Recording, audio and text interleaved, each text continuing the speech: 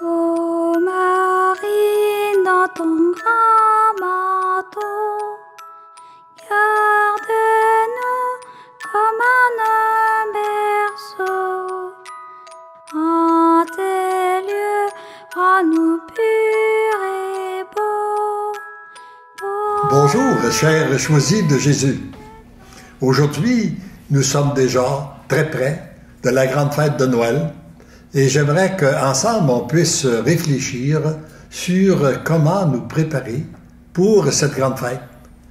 Et en même temps, nous avons des grâces particulières aujourd'hui parce que c'est la fête de Notre-Dame de Guadeloupe, celle qui nous a donné Jésus, celle qui a répondu oui et celle qui nous inspire régulièrement aussi dans notre vie quotidienne.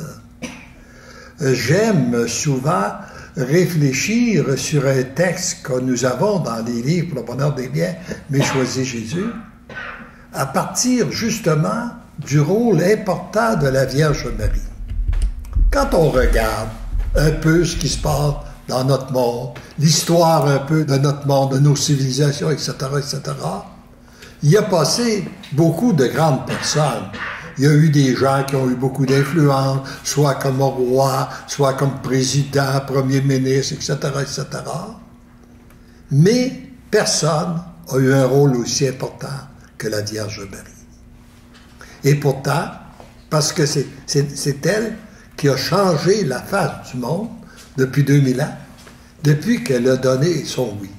Puis d'autre part, on peut dire que sa mission était très simple. C'était d'accueillir Jésus dans son sein pour le donner au monde. Puis elle nous dit, mais votre mission, elle est très très près de la mienne. Parce que si vous accueillez Jésus à l'intérieur de vous, Jésus se manifeste en vous, il fait des changements à l'intérieur de vous, puis après, vous pouvez le donner au monde. Voyez-vous comme c'est simple? Et les deux missions commencent par un oui. Un oui total, inconditionnel et irrévocable. C'est ça qui permet à Dieu d'agir. Elle était toute simple. Maman Marie, elle était encore très jeune. Elle avait un avantage que moi, j'ai pas eu, c'est d'être Immaculée Conception, par exemple. Mais je pense que ça fait une petite différence. Je pense que ça fait une petite différence dans nos vies, là, parce que nous, on arrive avec tous nos péchés, mais lorsqu'on se jette dans les bras de Jésus, nos péchés, il les transforme. J'aime l'image aussi qu'il m'avait donnée au moment donné. Tes péchés, les ayant donnés à la miséricorde du Père, le Père les a placés sous tes pieds. Et c'est comme, et ça te permet de faire, pour toi, s'il s'en sert pour un tremplin, pour t'élever au-dessus de l'eau, permettre de plonger plus profondément dans l'amour de Dieu.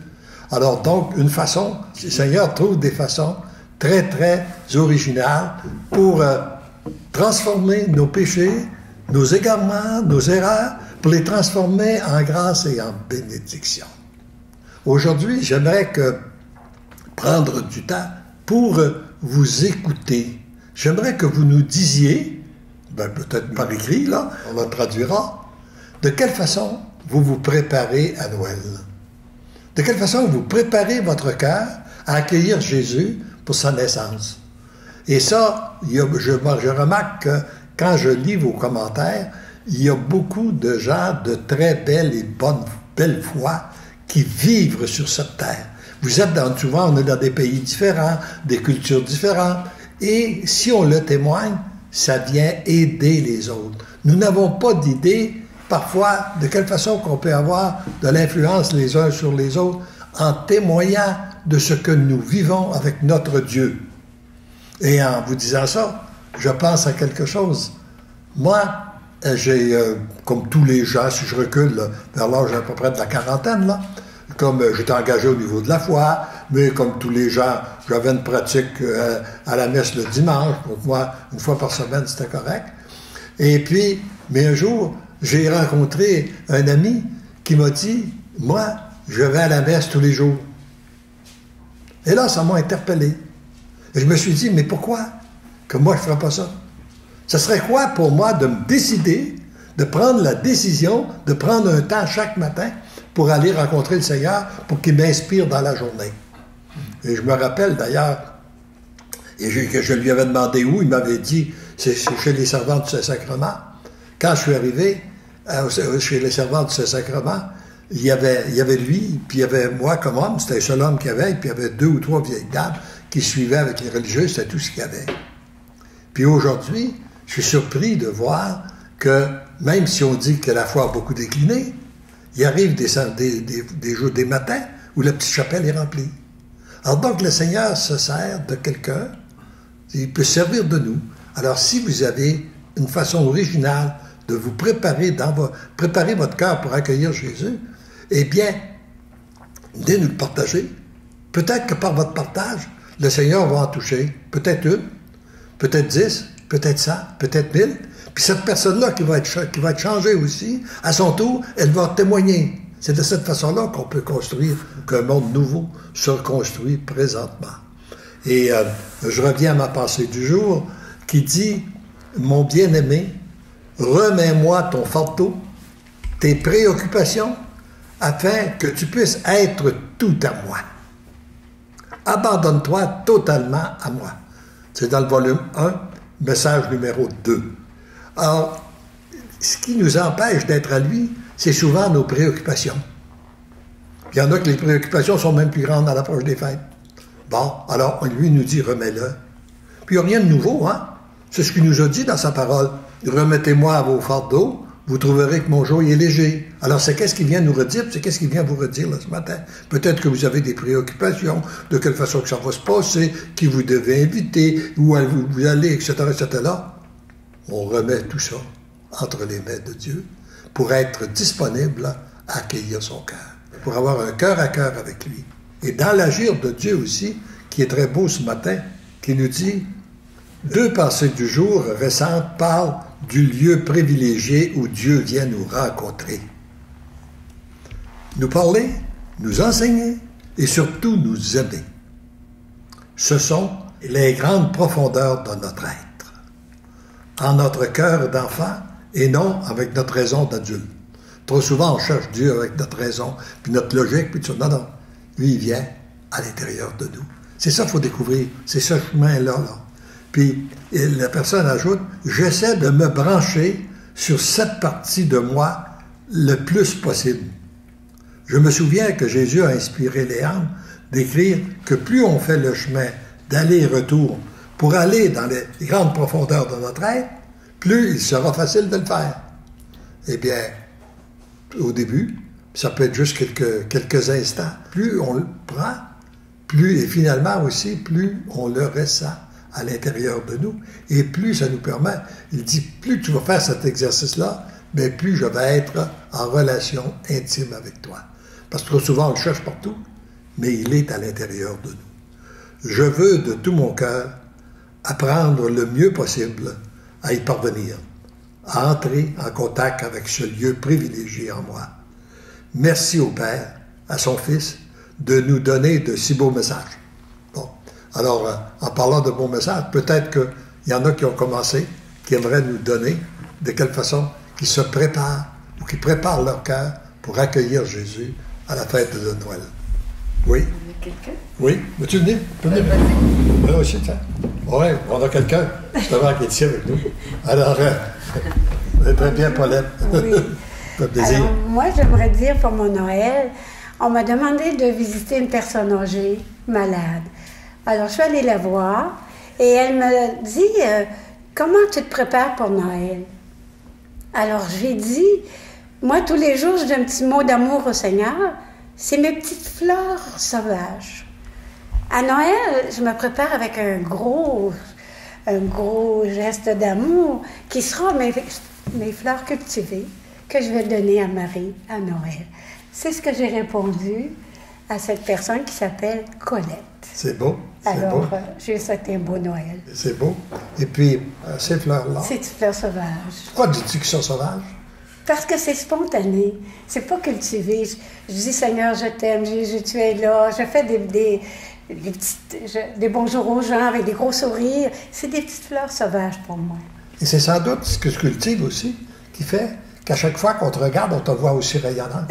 Oui, là, je me prépare. Tu transmets un sourire aussi. Oui, un sourire, de l'amour. L'amour. L'amour. Fait qu'elle était contente, je pense qu'elle va faire des petites fleurs sauvages.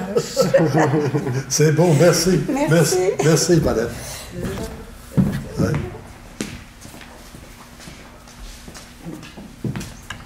Bien. Oui, vraiment. Eh bien, moi, je me prépare à Noël en étant attentive à ce qui se passe autour de moi. Je vois, par exemple, des belles choses, puis des moins belles choses. Je vois, par exemple, au lieu d'aller à la crèche, les gens qui vont au centre d'achat. Ça arrive, ça, qu'il y a des gens qui arrivent, qu'il y a des gens qui vont au centre d'achat pour aller à la crèche. Beaucoup plus d'ailleurs que ceux qui vont à la crèche. Et ça m'attriste un peu. Je comprends. Ça m'attriste un peu parce qu'il y a aussi l'autre côté de la médaille. Je vois aussi des personnes qui font des témoignages de charité, qui ne manquent pas une occasion d'aider son prochain, de faire de la charité pour les plus démunis. Il y a des gens dans la rue qui ont tellement besoin, qui sont dans... En fin de Noël, il est au fond des cours. C'est là qu'il se situe. Puis il y a des gens qui sont préoccupés de voir ces gens-là, alors que d'autres passent à côté, puis il faut attention pour pas qu'ils viennent nous déranger. C'est absolument, c'est ce que j'observe aussi. Mais c'est ce qui me fait aussi beaucoup réfléchir sur la vraie sens de Noël, la vraie sens de la crèche. Ce miracle-là, là, il se produit à chaque année, depuis 2000 ans, que les gens n'ont pas encore compris ça. C'est triste, ça, parce qu'on aimerait tellement pouvoir transmettre ça et dire, bien écoutez, regardez, là, c'est le Messie, c'est lui le sauveur du monde qui est arrivé, là, qui vient pour offrir à l'humanité le bonheur, la paix, la joie, puis on passe à côté. Il y a des grâces particulières aussi à ce jour de Noël, dans la venue de Jésus. Il y a des grâces particulières pour toute l'humanité. Oui. Il s'agit de se brancher et les recevoir, hein, c'est ça? C'est ça. C'est ça. Bien, enfin, moi, j'essaie de faire à chaque instant dans ma journée, j'ai une pensée spéciale pour qu'est-ce que je fais aujourd'hui? Comment je vais faire ça? Ça peut être, des fois, c'est aussi simple que de j'ai oublié d'allumer dans ma crèche de Noël que j'ai faite, il y a une étoile. Puis, habituellement, le matin, je l'allume pour qu'elle brille cette étoile-là dans ma crèche. Des fois, je l'oublie. Je dis, mon Dieu, j'ai oublié d'allumer mon étoile. Je m'en vais allumer mon étoile là, pour qu'elle soit brillante là, pour cette journée-là, parce qu'il me semble qu'il manque quelque chose. On va en profiter. On va en profiter. Pour demander au Seigneur qu'il vienne allumer toutes les étoiles qu'il y a à l'intérieur des personnes dans cette préparation du jour de Noël, là. Ouais. Cette étoile qui brille dans les cœurs. Dans les cœurs. C'est beau. C'est bon. C'est beau. C'est beau. Merci beaucoup. Bienvenue. Merci. Est-ce qu'on en a sur... J'ai plutôt une demande. Parce qu'il y en a qui aimeraient avoir quelque chose, recevoir quelque chose. Puis j'ai Sarah qui dit « J'aimerais tant que pour la messe de Noël, du 24 décembre, que mon compagnon valide ma demande de mariage. » Elle dit « Cela serait mon plus beau cadeau. » OK. Puis, on a aussi Delphine qui dit « Pour Noël, je voudrais que le Seigneur illumine les yeux de notre cœur pour que toutes nos familles, pays, nations soient en paix et vivre dans l'amour céleste, pour que sa lumière chasse les ténèbres, pour lui laisser toute la place. Père, que ta volonté soit faite dans nos vies. » C'est très beau. Et nous nous unissons à cette prière-là. Reprends le don, qui est tellement belle qu'on va la reprendre, là, puis on va la redire tout ensemble. On va s'associer à Delphine, là. Oui, Delphine. Pour se refaire cette prière-là, pour que réellement ça réjaillisse dans tous les cœurs. OK. Pour Noël, je voudrais que le Seigneur illumine les yeux de notre cœur pour que toutes nos familles, pays, nations, soient en paix et vivre dans l'amour céleste, pour que sa lumière chasse les ténèbres, pour lui laisser toute la place. Père, que ta volonté soit faite dans nos vies. C'est beau.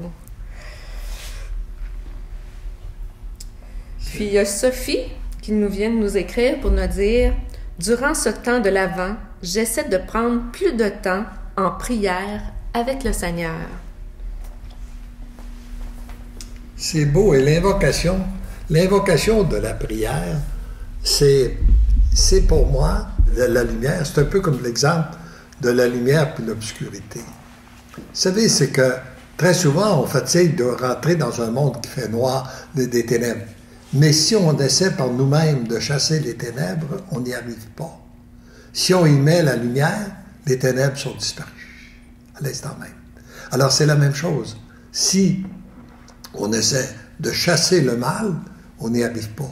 Mais on y met l'amour, et l'amour vient faire disparaître le mal. Oui, oui, oui. Oui, Lucie.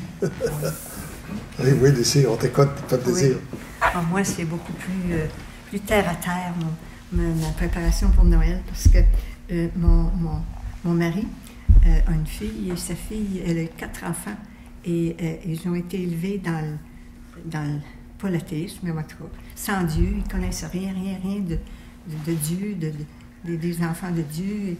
Alors là, on se concentre sur la crèche. La crèche, ceux qui sont dans la crèche, il y a la Vierge, il y a le Jésus, il y a le bœuf et l'âne, puis un troisième, je ne me souviens pas là. C'est en tout cas. Puis alors, il faut que les enfants, il faut qu'on organise la crèche pour que ce soit une leçon pour les enfants sur Noël.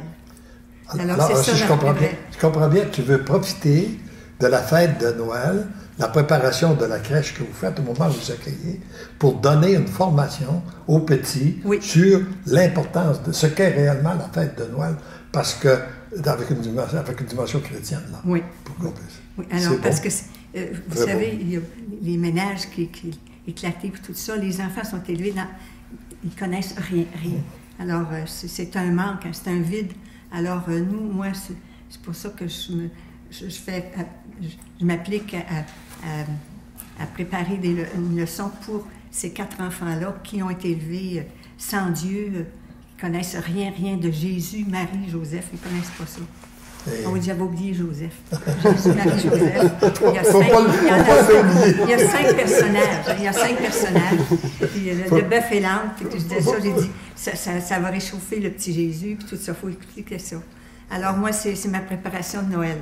Ah ben c'est beau. Oui. Je rends grâce à Dieu, puis on va en faire aussi une prière pour faire en sorte que le Seigneur aille rejoindre une multitude qu'à l'occasion de ce Noël-là, qu'on trouve une manière ingénieuse, simple, de faire connaître Jésus et de le faire aimer. Et qui prennent de plus en plus d'importance dans les cœurs, mais pour ça, il faut qu'ils en prennent de plus en plus dans le dos. Oui, Jean-Paul. Mais oui, bon, on vient de me demander, moi aussi, comment est-ce que je me prépare à Noël. Mais dès que le mois de décembre commence, là, c'est parce que ça se met à grouiller dans ma tête, parce que toujours, nous autres, c'est la fête de toute la grosse famille. C'est-à-dire que j'ai peut-être 14, 15 petits neveux et nièces.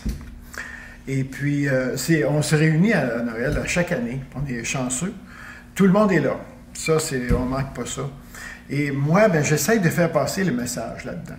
C'est-à-dire que je donne des belles cartes de Noël. C'est arrivé déjà. Avec, c'est sûr, des cartes de Noël religieuses. Et puis, j'apporte mes CD pour faire écouter de la musique de Noël. Je me souviens déjà, je mettais Richard Verreau. C'est vraiment magnifique, Richard Verreau. Hein. C'était un chanteur d'opéra et puis il avait une voix vraiment extraordinaire. On m'a déjà dit, écoute, là, Richard Verreau, c'est passé date, ça. Parce qu'il parle de Dieu. Parce qu'il parle de Dieu. Dieu, c'est plus à mode. Mais c'est vraiment très réjouissant de voir que tous ces jeunes-là viennent. Et puis ça finit plus, là. La soirée, elle finit pas. Ils parlent. Ils ont la chance de se voir. Et puis on prépare la bouffe, tout ça. Mais je pense qu'il y a un message qui passe au travers de ça. Je pense que oui. déjà, je me suis surpris que plein de ces jeunes-là, avec moi, mes neveux et nièces, on s'est ramassés à la messe de minuit déjà, à plusieurs occasions. Oui. Alors, c'est ça. C'est une préoccupation que j'ai personnellement pour Jésus qui vient et qu'il illumine tous ces cœurs, tous ces jeunes cœurs. Je pense que ta préoccupation, elle est dans le cœur d'une multitude de parents aussi, puis des gens d'un certain âge là, qui aimeraient voir leur foi entrer davantage dans le cœur des enfants. Oui. Mais sans aucun doute que l'amour que tu leur manifestes, et puis tout ça, ils reconnaissent. C'est pour ça, des fois, qu'ils peuvent être rejoints aussi. Là. On parle souvent de la magie de Noël. Hein. C'est ça. C'est vraiment beau là, de voir tout le monde. Mais la magie ne se retrouve pas dans les centres d'achat. Elle se trouve dans le cœur de Jésus et de Marie. Moi, le mois de décembre, c'est un mois de non-consommation pour moi. Oui. Je me braque à la consommation. Oui. C'est bon. Merci. Merci Jean-Paul. Merci beaucoup. Merci de nous partager. Oui. Bon, alors, est-ce qu'il y a d'autres... il y a beaucoup de commentaires, là. On en a... il y a des vœux, il y a des demandes. Alors, Ria nous dit... Pour Noël, je voudrais que la paix revienne en Afrique et surtout dans les pays en guerre. Puis il y en a qui disent, Jeannette nous dit, j'aimerais bien que toute ma famille entoure notre maman pour Noël, pour démontrer notre affection. Et puis il y en a qui demandent, Delphine, elle demande de prier pour la restauration de son couple, son mariage. Puis elle demande qu'on l'entoure de ses prières. Puis il y en a qui répondent à ça. Oui, on va prier pour toi, c'est tellement joli. Puis elle nous dit, parce que l'amour vous aime, vous devenez l'amour. Et venant, il nous dit, Noël arrive à la fin de l'année. Les emprunteurs font leur bilan financier. Est-ce que nous, chrétiens, faisons notre bilan sur la relation que nous avons avec notre Seigneur pour nous améliorer? Que l'Esprit Saint vous donne la force et la persévérance dans la prière. Oh, j'aime ça. J'aime ça, là. Hein? C'est très important qu'on pourrait peut-être demander ça. Là, puis ça pourrait peut-être être une résolution pour nous, quand on arrive à la fin de l'année, de faire un petit bilan, s'arrêter seul devant le Seigneur pour faire un petit bilan, à savoir quelle a été notre relation avec Dieu. De quelle façon on a accueilli son amour. Quel temps on a pris avec lui pour qu'il puisse nous transformer.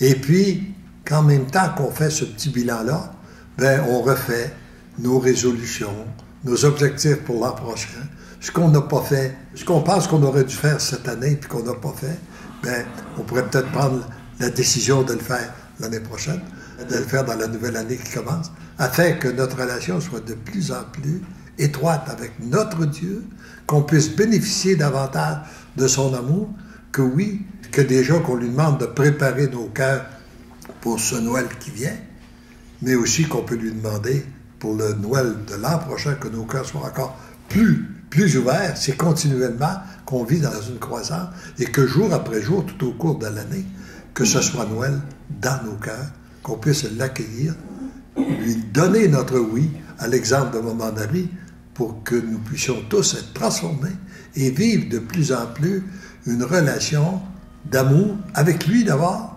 avec les autres aussi, autour de nous. Et c'est qu'est-ce que nous disons tous ensemble. Je pense que le temps est arrivé de conclure. Alors tous ensemble, nous disons, parce que l'amour nous aime, nous devenons l'amour. En tes lieux, en nous